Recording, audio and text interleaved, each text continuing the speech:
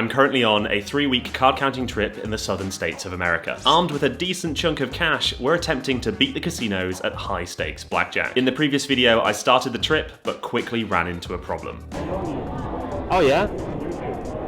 From what?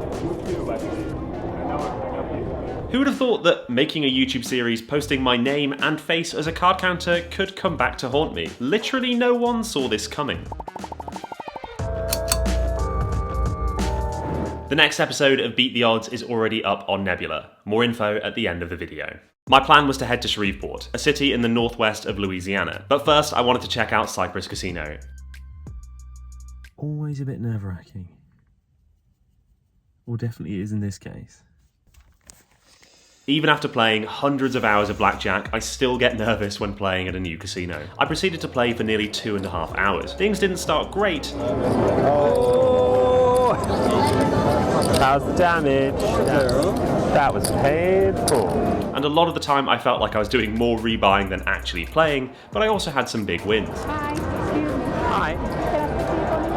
The heat came, and with that came the back off. Do you have an ID with you? No? No? Okay.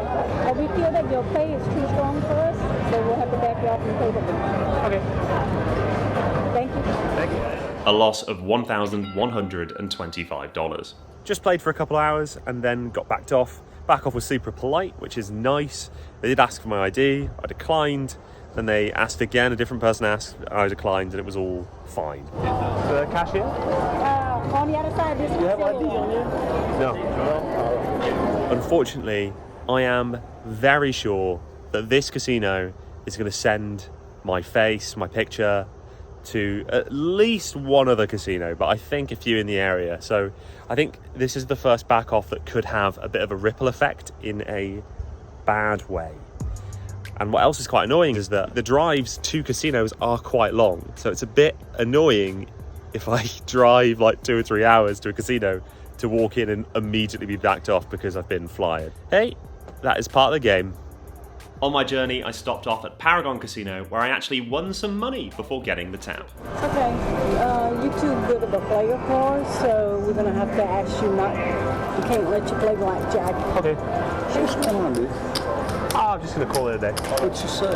It's all good, don't worry. This is something that happens every now and again. Players get concerned with me leaving after having a conversation with staff. Some players would get angry with the casino if they knew why I was being made to leave, but I also don't want to cause a scene. If the back off is polite, I'm just gonna leave without saying much. And then we got to the cash desk where it was time to do the ID dance. I don't have one, sir. Don't have one, sir. No, sir. I really don't know why I said sir so many times. Sir. Can you be so polite that you end up being rude? All right, another day, another back off. This time at least I won some money. 2,745 or something like that.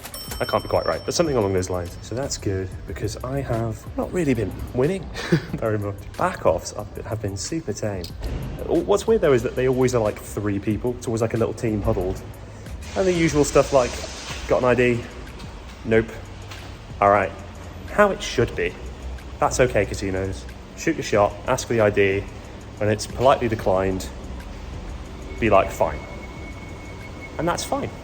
That's fine. Next on my trip was Shreveport. The plan was simple: short sessions at each casino, leaving before a back off. If I could ping around between them, I could potentially get quite a lot of time in before a back off. But here's the thing, Shreveport is a flyer heavy place. As soon as I get one back off, they'll send my picture to all the other casinos in the area. Essentially, I'll burn down Shreveport after one back off. By the way, burned down is the card counter term for when you can't go back to a casino. I wasn't planning on literally committing arson. When I arrived, the weather was a bit ominous. Pretty symbolic for what I was about to experience. I arrived in the evening and headed to Margaritaville. Really nice casino, but all of the tables were full. There were also a couple of games where blackjack pays 6 to 5. Avoid those like the plague. No problem, Bally's was nearby, so I figured I'd try playing there. It was 1:30 AM, so my plan was to play until I exposed my spread, leave before a back off, and then get some sleep. I did not anticipate how badly this plan would go. At first though, things were great. I bought in for only $500 and had some great variance. I was actually winning quite a lot of bets at low counts, and when you're betting $100 minimums, that can stack up. I then moved table and had a small issue with the dealer. She got an ace as her up card, and in this situation I have the opportunity to take insurance. Insurance is a side bet in blackjack, separate to the regular game. When the dealer has an ace up, they'll give you a very short time window when you can make a separate bet on whether or not you think the dealer has blackjack. Once insurance is closed, the dealer will check if they have blackjack, and they'll do this even if no one's placed an insurance bet.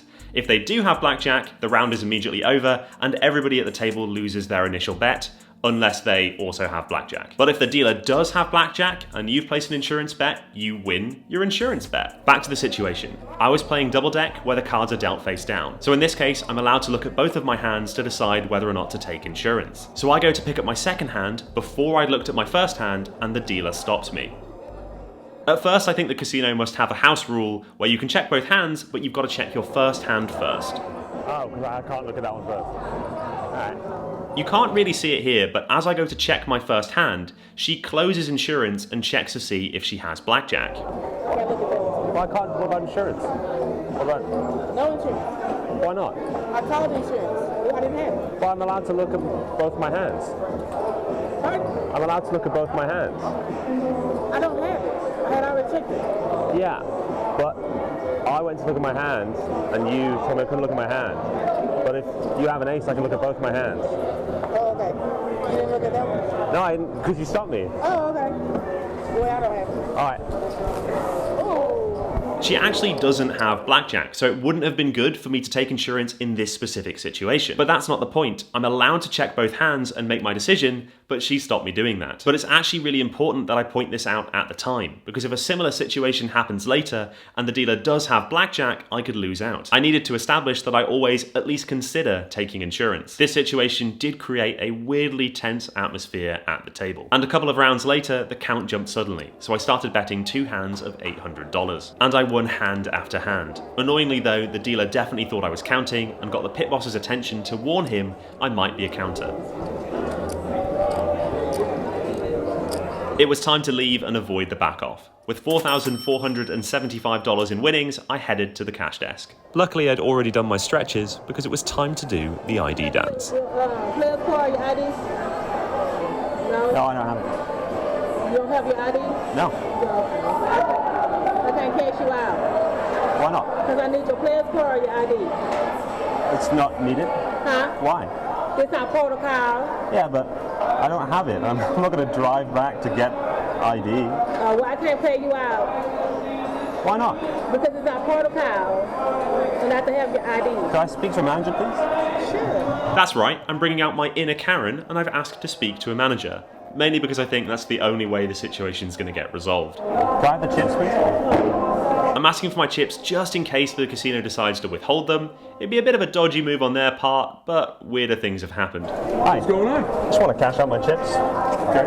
Well, on a transaction this large, it is our policy that we need to have an ID to be able to cash out this large of a denomination. Okay. And I'm sorry for that, but that's just our policy. Right. I don't have it with me. So I'm hearing that it's a policy that you have. Mm-hmm. Could you explain it so I understand? It's just been our policy for a very long time. Okay. I've been here for 14 years myself. Sure. And this is always the way that it has been. Yeah, okay. So, I mean, it doesn't come down from me unilaterally. Yeah, of course, yeah. You know? Right, so a policy is like a house rule. Yeah? In essence. Yeah. Yeah. I'm sure there's a lot more behind it than just sure. that. And obviously you don't just make house rules for no reason, right? If you put a house rule and you have a reason, everything. I understand that. But I'm not trying to be difficult. But also, just to be direct, like legally, I'm entitled to cash out my chips. And I get if you have a house rule, and if I have my different story, drive back to get it, I'm allowed to cash them out. You have checks for money laundering and things, right? But that's like way higher than this amount. So, just want to cash them out and go. And I don't think there's a legal reason. Yeah, there's a policy, but it's not a law. So far, the manager has reaffirmed that the casino has a policy to not cash out large transactions without ID. As I've stated here, it is not a legal requirement for me to show ID in these circumstances. They legally have to cash me out whether I show ID or not. Their policy does not override the law. Well, of course, your chips are always good. So, I mean, you know, if you don't have your ID card with you at this moment, I could go get it, but I don't really want to, and I don't see why I have to. Well, I mean, there's not really a whole lot I can do to change that. But it's certainly at my level. This is the chips. It's an implied contract between me and the casino, right? To fulfill that contract, you have to cash out the chips. Providing ID is not a legal requirement. There's not a legal reason why I have to do that. So I don't understand. Next time, I'll bring ID. Okay. But legally, is there a legal justification to withhold cashing me out? Because as far as I understand, and I'm not from here, so honestly feel free to correct me if I'm wrong, but legally I think I can have them cashed out and I can decline the ID and that's it. And I'm not trying to, I know maybe it seems like I'm trying to be difficult, I'm genuinely not trying to be difficult, but that's I think where I stand, so I just would like to cash out my chips.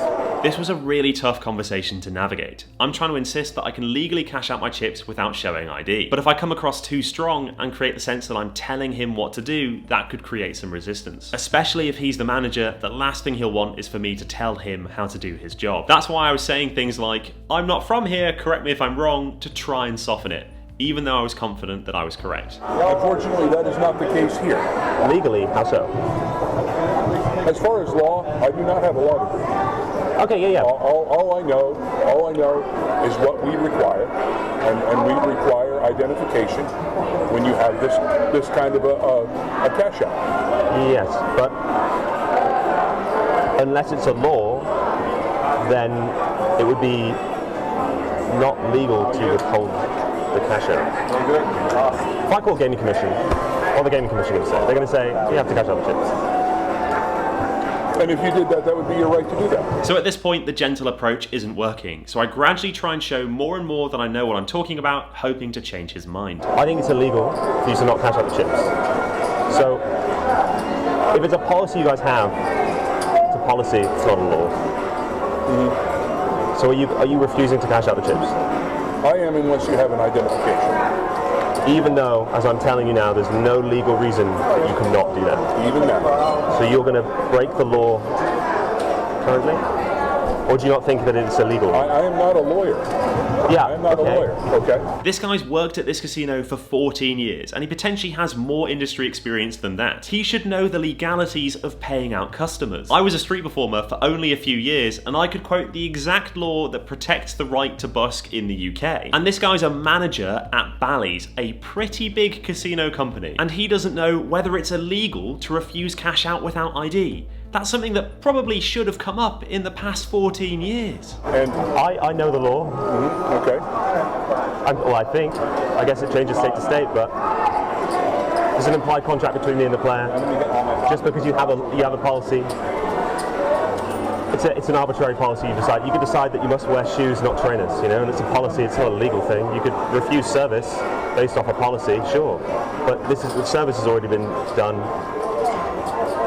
and now you have to cash them out. You just have to legally. It's a very simple thing, and identification is a very simple thing, and most people carry that identification with them. It's not like we're asking. It's not like we're asking for something outrageous. That's a matter of opinion. The conversation really wasn't going anywhere, so eventually I was very direct. So we come down to the law, and the law is you have to cash out the chips, and that's it. It's that simple. And yeah, you can say it's not an unreasonable request for the ID, but you can make all of the reasonable requests you like, and I can politely decline them, but trying to be respectful and insist legally. I understand. You're not raising your voice at all. You are just having a conversation with me, and I do appreciate that. And I get you didn't make this rule. Because you know I get a lot of people shouting at me, and I'm used to that. Of course. I hate that. So, and I do agree that you are being quite reasonable. However, I must persist in my insistence that in order to cash you out, you should have your ID cards. I guess to this man's credit, he's staying very calm. At no point is he being aggressive. But it just strikes me as so odd that he's comfortable potentially breaking the law when he's admitted to not knowing whether or not it's illegal to refuse a cash out. Before I am able to do anything that authorizes you to cash out those ships without identification, you're likely in for a bit of a wait, because I'm going to have to talk to somebody else, and it is 3 o'clock in the morning. So, and they're probably in bed or unavailable. But if you want, I can try, but I think I'm going to get the same answer that I gave you. I should have realised that the decision was made and he was comfortable in that decision, and no matter what I would say, nothing would change his mind. He's claiming that he doesn't have the authority to grant the cash out against casino policy. He went off to call someone and I waited for 25 minutes. Thank you for your patience. No problem. Any joy? Any joy? Nope, no joy. I can't cash you out. At least not until later this morning, when my boss gets here. Okay. Okay. I'm going to call the gaming commission tomorrow. Okay. All right. Thanks for your time. Yes, sir. And thank you for being hospitable. Total waste of time and an unwise move on my part. I drew way too much attention to myself. I should have just realised that this wasn't going to go anywhere a bit earlier and just said that I'd come back the next day with my ID. But by making such a big deal at the cash out process, I just made myself look really suspicious. Unfortunately, most customers don't care about handing over ID, despite there being no legal obligation to do so most of the time. So when someone does refuse, it automatically looks suspicious. I'd tackle this problem another day, but first it was time to get some sleep and then hit all the casinos in Shreveport. It's time for the team graph. I dipped into the negative after my session at Cypress Casino, but the next 2 sessions were both winners, putting my overall winnings at $6,688. For the team, there'd been some small losses and some small wins, but towards the end, we had a nice upswing and hit a new trip high of $25,008 in winnings, putting us comfortably above EV. Is this prompt? My boss tells me, baby. Okay, your boss is breaking the law. No, we're not. Yes, you are. No, we're not. That clip is from the next episode of Beat the Odds, and it is moments before I totally lose my cool. If you like, you can watch that whole episode right now, as it's available a week early on Nebula. Which brings me to a convenient segue to let you know that this whole series is actually sponsored by CuriosityStream, who have partnered with Nebula. You probably already know that CuriosityStream is the leading streaming service for documentaries, with thousands of titles on their platform. So I'm going to jump straight to my documentary recommendation this week, which is Inside the Mind of a Con Artist. It's 6 episodes where they interview and psychoanalyze con artists. The range of people and how they react to being analysed is almost as interesting as the analysis itself. It completely changed the way that I look at con men. I binged the whole series in less than a day. I think you'd really like it. As I mentioned before, CuriosityStream have partnered with Nebula, which are the Streamy Award-nominated video streaming platform with over 14,000 titles.